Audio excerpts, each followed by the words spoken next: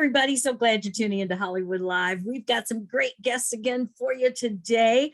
Guess what? Season 3 is coming back, Double Cross on All Black. And please welcome Jeff Logan and Ashley Williams. How are you? Good. How you doing? Thanks for the welcome. Oh, absolutely. First of all, I have to say, for folks who may not be familiar with All Black, this is a fairly new subscription service. It was actually founded by my former boss, Bob Johnson. And you guys were like the premiere show, weren't you, on All Black? The network? We were a part of the first group of greenlit original scripted content. Yes. Very good. Yeah, we're All Blacks, baby. Yeah, that's what I thought. I know. And are you having a good time over there? I'll bet. We are. Oh yeah. Yeah. So tell me. Go ahead. Go ahead, Ashley. No. You said we were having a good time over at All Black, and I said, oh yes. Oh yeah. Well, it's a very interesting kind of a premise for, the show is coming back for season 3. And tell me about Double Cross and what the premise is. So the premise is there's the Wonder Twins. Okay, so the Wonder Twins are from the Heights. It's a fictional place, which I would think would be like Central City, LA, or like a New York City. I don't know, or Miami. It could be somewhere crazy. Inner city. Erica ended up, being a doctor. Eric is not a doctor, a street doctor. And they had a baby sister who got kidnapped when they were young, and it kind of like fuels them as far as like what they do.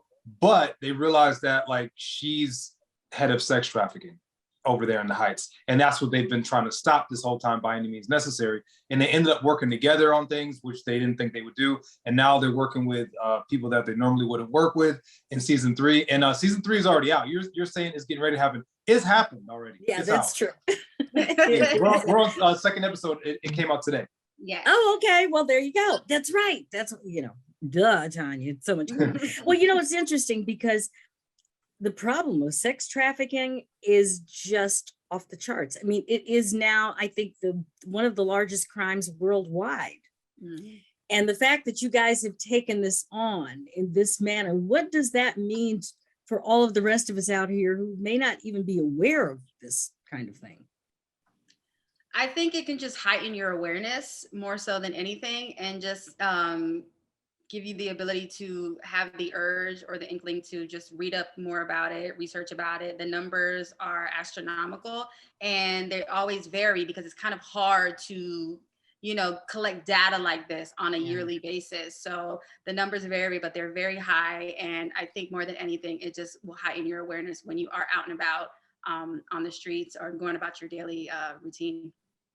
Yeah. Well, both of you have had a lot of experience before getting to Double Cross, and looking at your experience and then taking on this kind of a show, Jeff, for you, how has all of your experience in the past played into playing this character of, let's see, your character is Eric. Yeah, Eric Cross. It's Eric and Eric Cross, right. Double Cross. I mean, I'm used to being in professional environments as far as like work goes. Like that's easy for me. But like as far as like bringing this character to life, I would say like my upbringing did that. Like being from upstate New York and it being like a rough inner city area, it was easy to channel that into a character. Like it's the only thing I've witnessed. And we had a choice. My brothers and I as children to go the bad route or the good route, and you always saw the end of that bad route, and it's like, well, we're not doing that, but it like the back of your hand because you grow up in it. You know what I'm saying? So it was cool just to pull like back home experiences from Rochester, New York, like into this and make this like hard shell of a character who I'm not in real life, which is cool to have that dynamic. Ashley, what about you? I started acting in college at our film school at Florida State.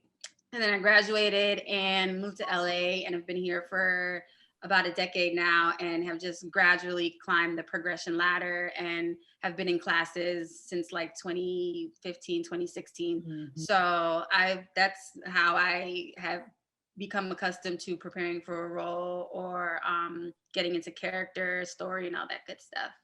Well, that's very important. A lot of people, I mean, they see you guys on TV, you do such a good job. They don't realize all the prep that goes into this and all the years that beforehand even like you were Yeah. saying. I mean, a whole decade of taking classes and having Yeah. to audition. And I got to tell you something. I admire you. People always ask me, don't you want to be an actress? I'm like, because I'm gonna be mad. I'm gonna be real mad when I go in there and don't win that first audition. I'm done. And you never get the It's disheartening. Like Ash, tell her, like when you go for something, like especially I was like I used to be like so attached to this stuff. Like, it'll be a role where you're reading it, you're like, oh, I can do this. Like this role is for me. And they're just like, yeah, no. like we like somebody with bigger eyebrows or something. Like you're out. Like, so like you can't get attached because you'll let yourself down. I get the script, I try out, and I throw the script out in the trash. Yeah, I think as long as you're happy with whatever it is that you created, anything else that's out of your control, you have to really teach yourself how to let it go, and only focus on what it is you can control, which is doing your best job in the room with whatever character that you are given, and being excited about that character. Because a lot of times you get stuff too, and you're like, oh, I don't want to play the stripper again. But as long as you take it in, you see it in a more grateful way, then you're able to produce your best work. And if it's meant for you, they'll call you back. Yeah, and I think that's important because for years, I mean, that's what people have been talking about. All the documentary, there's so many things out now that finally we're telling our stories. Yeah. But people really, it's hard for people to understand why we had to play the maids and the cooks and the butlers for so long before we finally got to this point. What do both of you think might have been the thing that has changed this? So now we can see real Black characters on the big screen and on TV. I think self-limiting beliefs, when you remove that, when you remove like a limit of doubt or feeling less than, because I think it's a lot of like, people who are Black and proud versus like, you can stand in your own way. And and usually the most powerful person in the room is yourself. It's like if you're in a room full of people, it's like, who wouldn't you want to fight? And it's like, well, me, so like we can stand in front of ourselves with these big mental blocks that like, you have predisposed things for Black people or, whatever. So when you remove that, and also when you see strong Black leads everywhere and people trying, and it's like those examples, because for me, it was very unfortunate that like I had to see, before I like acquired like any real wealth, like I went to a friend's house, maybe like, I don't know, 5 or 6 years ago, and he had this palace and he looks just like me, tattooed up. He didn't have to like talk proper for anybody, from inner city of somewhere. And I was like, wow, we could like, this is possible. So I think it's more examples getting shown, and it just shows other people like, whoa, I could do this, I could do this, I could do this. And again, removing that self-limiting belief. Right. I gotta add, speaking of tattoos, Jeff, Uh-oh. you got a lot of them. My grandma told me, she said, you better not get no more after that first one. And I was like, I'm not getting no more. And what does grandma say now? Well, I told her it was all one. So this was all a plan. I just got them on different occasions. Gotcha. Well, and it kind of does. That's what I was going to you tell got any tattoos? Huh? No, Ashley, I don't. I have like 5 tattoos, but they're like in places where, you can put on a sweater, you can put on a shirt, you won't see it. Right. See, that's the kind of tattoos I would have too, Ashley. I'm with you. But no, but I mean, honestly, when you take off your shirt and everything and you can see all of them, they're quite beautiful. What are they? I mean, it's just you got, it's from here down and they're really honestly, it's just a bunch of motivational stuff. Like I'll say like my favorite ones. My favorite ones are my son's face and then my other son's initials. And then this right here, it's a world and it says only the strong survive. And my uncle was on his deathbed and he just kept repeating that to me. And I'm like, all right, man, I got it. And when I finally got this, and I remember, going out for a job somewhere, making minimum wage. And, my friend worked there. He's like, yo, make sure you hide that hand tattoo. I don't even know why you got it. And I'm like, well, this is something that meant a lot to me. Like it's from my uncle, like he was like one of the big breadwinners in the family. And I'm like, like I wanted to represent him and keep this in mind. And I remember hiding my hand under the table, doing the whole interview with one hand. And I'm like, I'm never doing that again. Like this is me. And this motivates me. So, you get something permanent because you think that's what you want forever. And it's like, I don't regret any of them. And they're just big motivational pieces for me. Well, they actually are quite beautiful. I have to say, and keep that body tough and strong because you don't want them to fall. No. Turn into scribbles, right? Exactly. They already say I look like a Chipotle bag. You ever seen a Chipotle bag? We don't want to look like a crumpled up one. We want it to be legible. Here's the really good point of that. Good black don't crack, so you don't have to worry about it. It'll be fine. Ooh. Okay.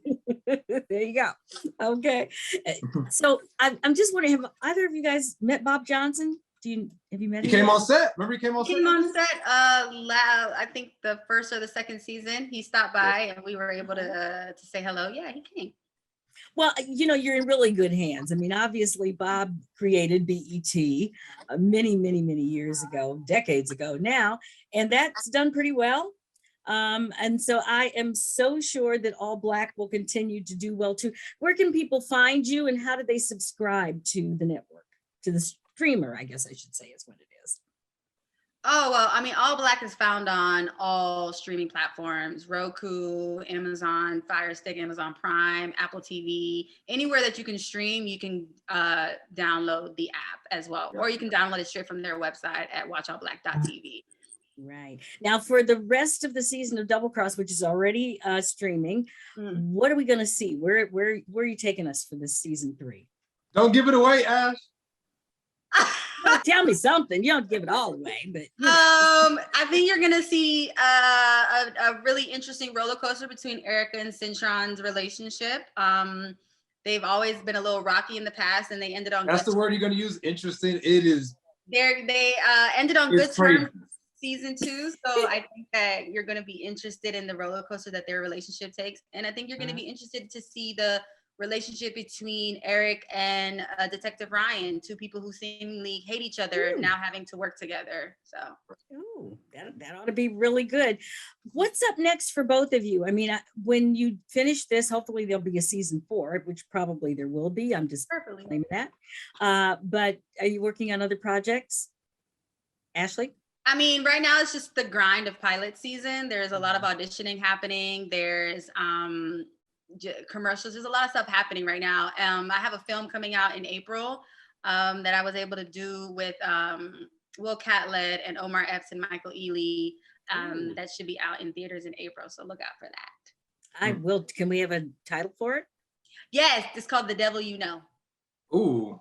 Oh. It's based on a true story. The filmmaker, the writer director, it's based on a true story. And so it's very interesting.